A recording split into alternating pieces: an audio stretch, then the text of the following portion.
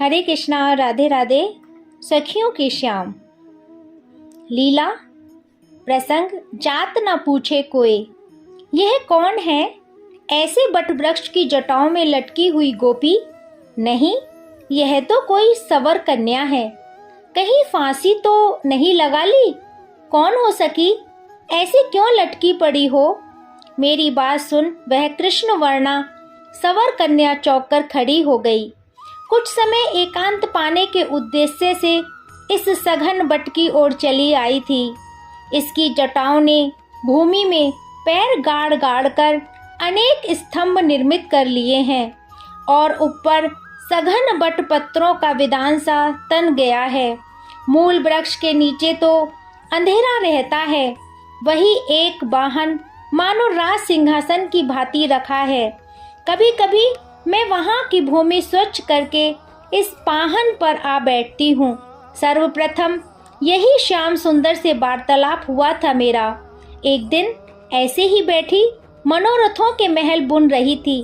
कभी श्याम सुंदर अपने मुख से मेरा नाम पुकारेंगे, कभी अपना कोई काम करने को कहेंगे, कभी उनका स्पर्श प्राप्त होगा, कभी वे हंसकर कोई बात करेंगे। उसी समय किसी ने मेरी आंखें बंद कर ली। मैं कुछ झुंझुलाई थी और लजाई भी कि मेरे इस एकांत स्थल का ज्ञान किसी और को हो गया। मैंने गिलानी भरे स्वर में कहा, छोड़ सखी, तुम जो भी हो, तुम जीती और मैं हारी। हाथ हटते ही मैंने पीछे मुड़कर देखा तो श्याम सुंदर मुख पर हंसी और आंखों में कौतुक लिए खड़े थे। अरे विद्या, इस अंधेरे में बैठी बैठी क्या नींद ले रही है? घर में स्थान नहीं रहा है क्या? मैं क्या कहती, बस देखती रह गई। मुझे बैठने को भी नहीं कहोगी? एक और हट, मैं भी बैठूंगा। थक गया हूँ चलते चलते। गैया भाग गई थी, उन्हें घेर कर अर्जुन के संग कर दी। मैं विश्राम करने यहाँ आया तो देखा आप विराजी हैं। वे मुझे धकेल समीप ही बैठ गए। कैसी मधुर देह गंध, निहारनी बतरावनी। हे विद्या, बोलेगी नहीं? उन्होंने मेरे सिर पर हाथ रखकर जोर से हिला दिया। अकस्मात मुझे ध्यान आया ये थक गए हैं। मैं उठकर उनके चरणों में बैठ गई और उन्हें गोद में धर धीरे धीरे संवाहन करने लगी। ओहो, कैसे सुंदर कोमल चरण बिन पनही या कठोर भूमि पर गैयन के पीछे दौड़े। मेरी आंखों से कुछ बूंदें उनके चरणों पर झर पड़ी। क्या हुआ री? उन्होंने हंसकर मेरा मुख ऊपर उठा दिया। तेरे आसन पर मैंने अधिकार जमा लिया, इससे रो रही है? अरे मैं तो जो तेरा सो मेरा समझकर बैठ गया था। क्या तू मेरी नहीं है? और मैं तो इधर से निकलता हूँ तो कभी कभी यहाँ आ बैठता हूँ। मुझे कहाँ ज्ञात था कि यह तेरा स्थान है। श्याम सुंदर, मेरे रुद्र कंठ से वाणी फूटी। ब्रिज के ही क्या, संसार के सारे स्थान तुम्हारे ही तो हैं। आज अपने मुख से मुझको अपना कहकर धन्य कर दिया। अब अन्यथा कुछ ना कहना, मेरे लिए इतना बहुत है। मुझे अपनी सेवा का अवसर दो। कर तो रही हो ना सेवा? उन्होंने हंसकर कहा। कुछ समय बाद बोले, अब रहने दे विद्या, सखा ढूंढ रहे होंगे, मैं चलूं? प्राणों में हुक सी उठी। बस। वे हंसकर पुनः बैठ गए। अच्छा, तेरा नाम ही विद्या है कि कुछ विद्या जानती भी है? तुम कहो। मैं तो कुछ नहीं जानती, पर मुझे प्यास लगी है। कहीं पानी? पानी? मैं उठ खड़ी हुई। मुझे ज्ञात है कि यमुना यहाँ से बड़ी दूर है, किंतु श्याम सुंदर को प्यास लगी है। मैंने शीघ्रता से ढाक के 2 पत्ते तोड़े और पत्र पुटक बनाया और चल पड़ी। मेरी व्याकुल दृष्टि जल का अनुसंधान कर रही थी। दूर पश्चिम में 2 बगुलों को भूमि पर उतरते देखा। हनुमान ने कहा, बिना जल के तो बकुल भूमि पर क्यों लेने उतरेंगे? मैंने शीघ्रता से पद बढ़ाए। वहां जाकर देखा कुछ नहीं, केवल 2 हाथ स्थान पर बड़े बड़े हरित तृण सिर उठाए खड़े हैं और उनके बीच एक बकुल भूमि में चोंच गड़ाए कुछ खाने की चेष्टा कर रहा है। मुझे निराशा हुई, फिर कौतूहलवश समीप चली गई कि यहाँ खाने की क्या वस्तु हो सकती है। दोनों बकुल मुझे देखकर फुदक कर दूर जा बैठे। सोचा कीड़े मकोड़े खा रहे होंगे। चलूं, शाम को तृषा सता रही है।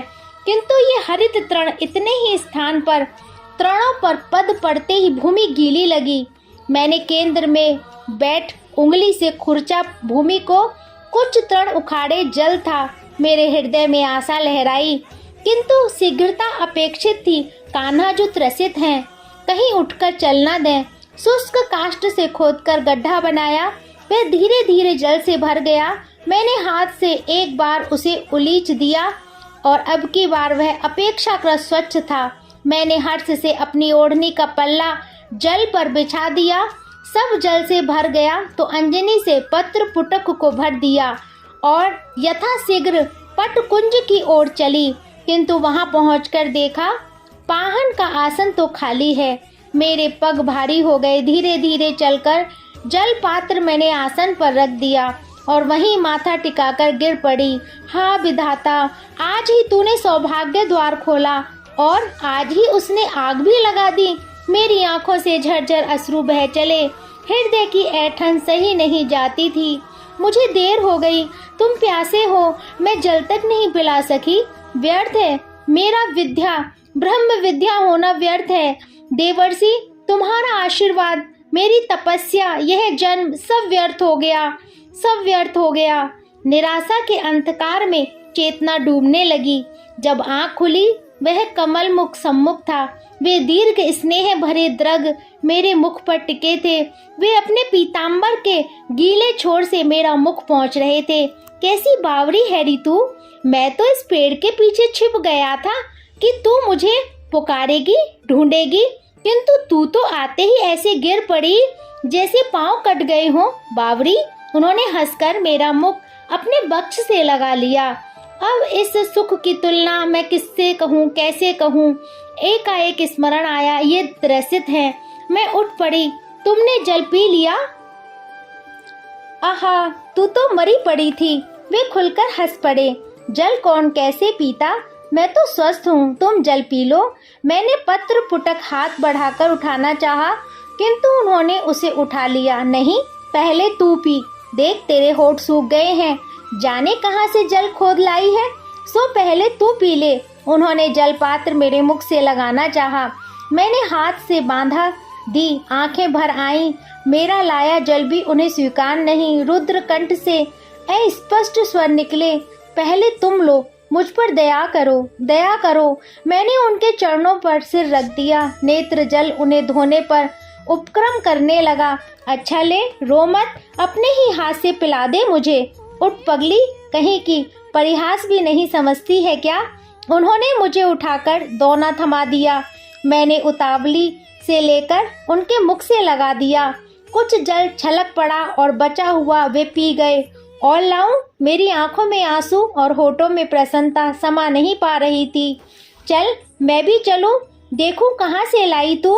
यहाँ तो आसपास कहीं जल नहीं दिखता। हम दोनों साथ उस स्थान पर गए। जल देख प्रसन्नता से उन्होंने मुझे बाहों में भर लिया। तू पहले जानती थी इस स्थान को? उन्होंने पूछा। नहीं, मैंने सिर हिला दिया। निथरे हुए जल का दोना भर उन्होंने मुझे पिलाया और फिर अंजलि से मुझ पर जल उछाला। हम दोनों ने मिलकर गड्ढे को चौड़ा और थोड़ा गहरा किया और चारों ओर पत्थर जमा मिट्टी का बांध बनाया और एक बार फिर प्रसन्नता से भरकर एक दूसरे पर जल उछाला। अरे मैया रे, बहुत विलम्ब हुआ, आज अवश्य मैया से मार लगवाएगी, सखा कहकर वे एक और भाग छूटे। मैं वही खड़ी मुग्ध देखती रही जिससे उन्होंने जल पिया था। उस द्रोण को वही पेड़ पर पत्तों में छिपाकर रख दिया। उसके पश्चात जब भी हम इकट्ठे होते उस गड्ढे को गहरा चौड़ा करते। होते होते वह इतना हो गया कि 2 मनुष्य उतरकर उसमें स्नान कर सकें। छाती तक उसको गहरा किया, बांध बनाया, सीढ़ियां बनाई। कितने पशु पक्षी उसमें नहाते, पानी पीते। हमारी प्रसन्नता की सीमा नहीं थी। जहाँ तक हो सकता मैं ही परिश्रम करती, उन्हें सिर्फ निर्देश देने को कहती। कितना सुकोमल गात है उनका। एक बार श्याम सुंदर मेरे हाथ देखकर चौंक पड़े। अरे, तेरे हाथ कैसे हो गए हैं? उन्होंने मेरी हथेली पर अपनी हथेली रख दी। आनंद से मेरी आंखें मुंद गईं। परिश्रम कष्ट जैसा तो पहले भी अनुभव नहीं होता था। वे सम्मुख हों तो इन विचारों को अवकाश ही कहाँ रहता है। कभी हाथों की ओर ध्यान जाता भी था तो धन्यता की ही अनुभूति होती थी। उनका स्पर्श लग रहा था मानो हाथ पर कोई शीतल लेप लगा है, जिसमें से आनंद की लहरें प्रस्तुत होकर संपूर्ण शरीर में फैल रही हैं। कब देह रोमांचित हुआ, कब आंखों से आंसू निकले पड़े, ज्ञात ही ना हुआ। विद्या, उन्होंने पुकारा। मैंने आंखें खोल उनकी ओर निहारा। देख, तेरे आंसू इस पानी में मिल गए। इसका नाम तेरे नाम पर ब्रह्म कुंड रहेगा, नहीं श्याम कुंड रहने दो। मैंने कहा, अच्छा ऐसा करें, न तेरा न मेरा नाम, इसका नाम तेरे आंसुओं के नाम पर प्रेम कुंड रहे।